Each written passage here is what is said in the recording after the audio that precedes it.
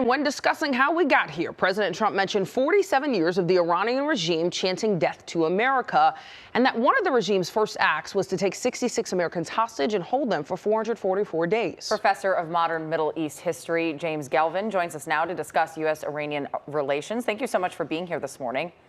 Thank you for having me.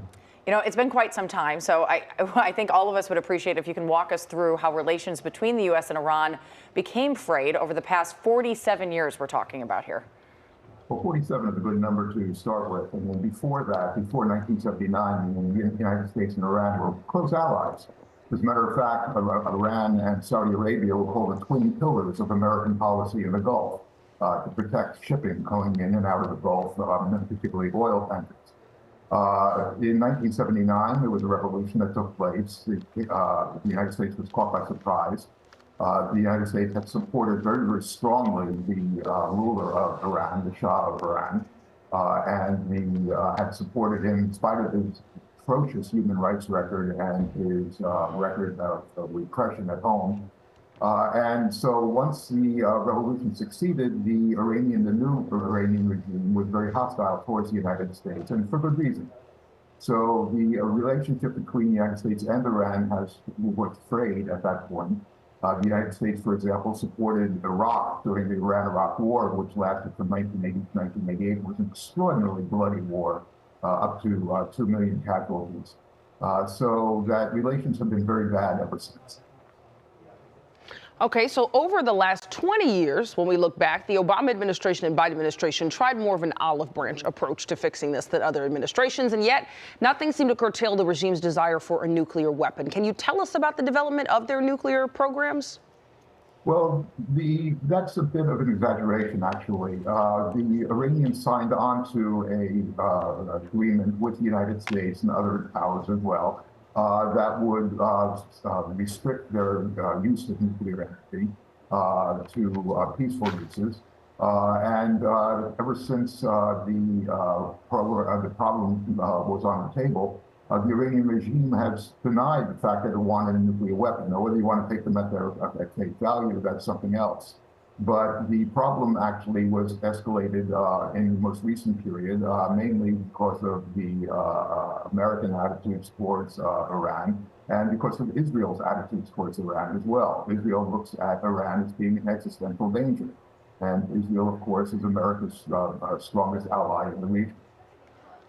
Well, that's, you know, in talking about the relationship between the United States and Israel, obviously allies here. Iran, though, known to be one of the main sponsors of terror across the world, with groups like Hezbollah and Hamas getting funding and weapons from Iran. Can you just explain, this is such a complicated balance and relationship that everyone has going on. Can you talk about how they all play into one another?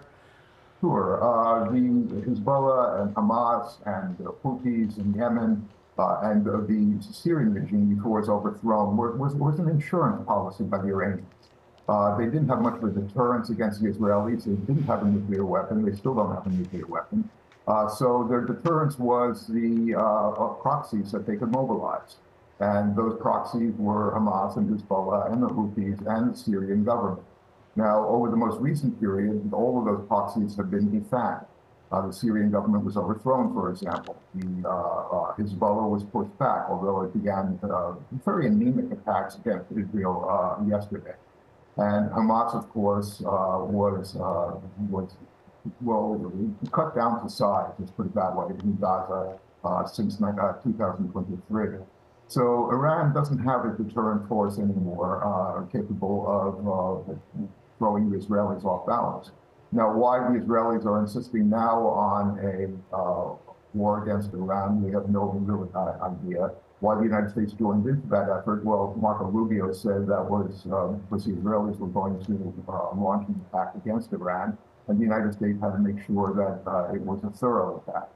So it depends on who you're going to believe about the reason for the United States to get involved.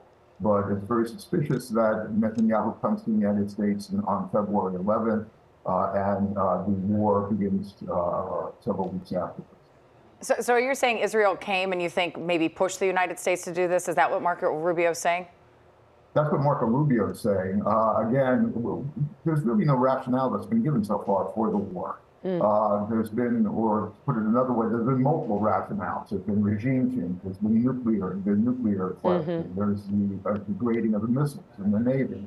There was regime changes that were necessary in order to bring about the end of the proxy wars in the region. So all these things were thrown at the table, out on the table for various reasons. We don't really know which one it is. We probably won't know in the near future, and maybe we'll never know exactly why this war was won. Yeah, and with all those different rationales being given, it does make it, I think, confusing for viewers. So we appreciate you giving us some context on it this morning. James Gelvin, thanks for being with us. Thank you for having me.